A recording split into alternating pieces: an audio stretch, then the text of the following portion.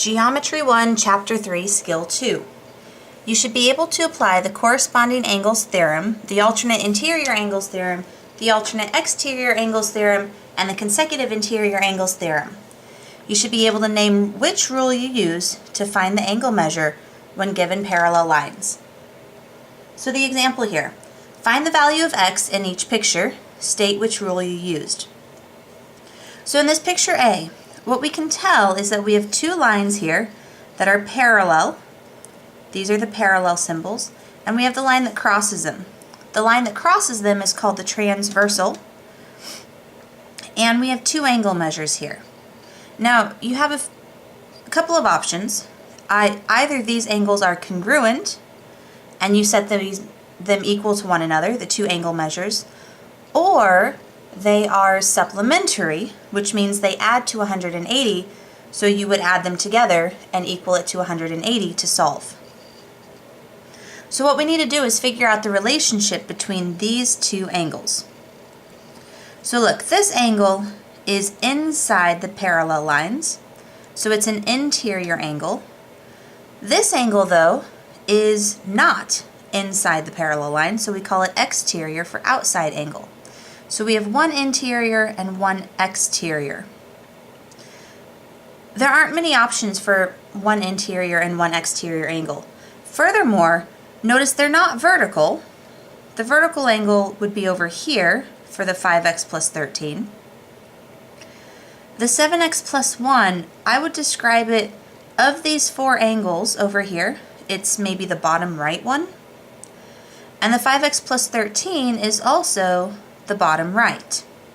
So if you have two angles that happen to be in the same location, the bottom right corner and the bottom right corner, those are corresponding, and corresponding angles are congruent. So we take these two angles and we set them equal to each other. Then you can solve. So subtract maybe 5x from both sides. 2x plus 1 equals 13. Subtract 1 from both sides. 2x equals 12. Divide both sides by 2. X equals 6. So we found x.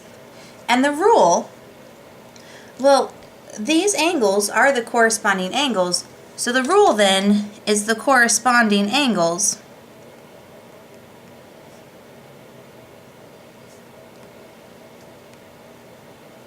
theorem.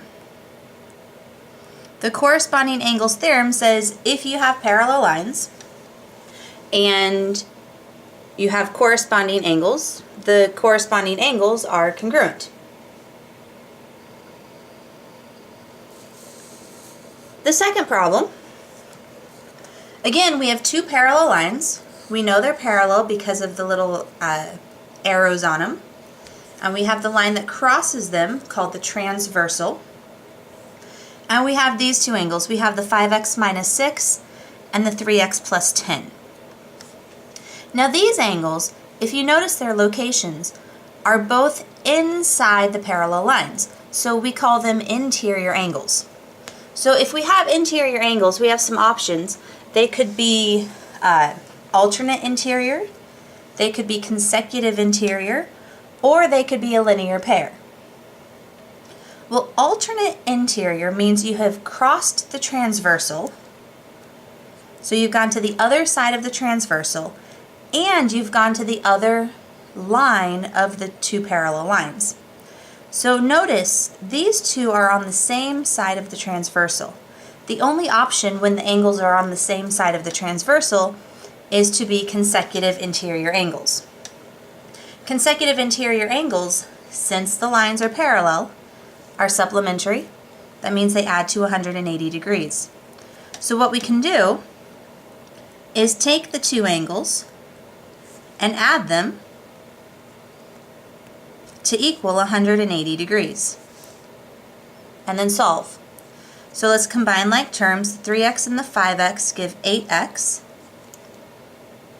The plus 10 and the minus 6 give us plus 4 equals 180.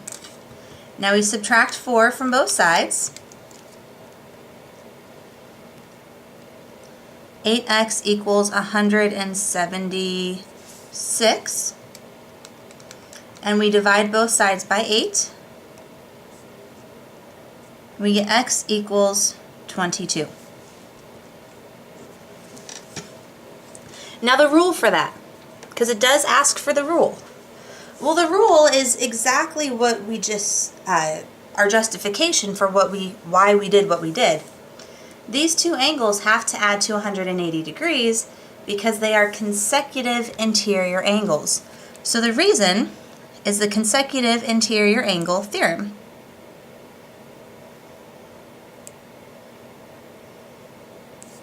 Consecutive, it would help if I spelled it right, interior angles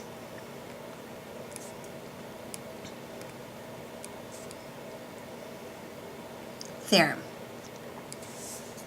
Now, both of these theorems that we use, the consecutive interior and the corresponding angles theorem, both require the lines to be parallel prior to stating that those angles are supplementary or congruent.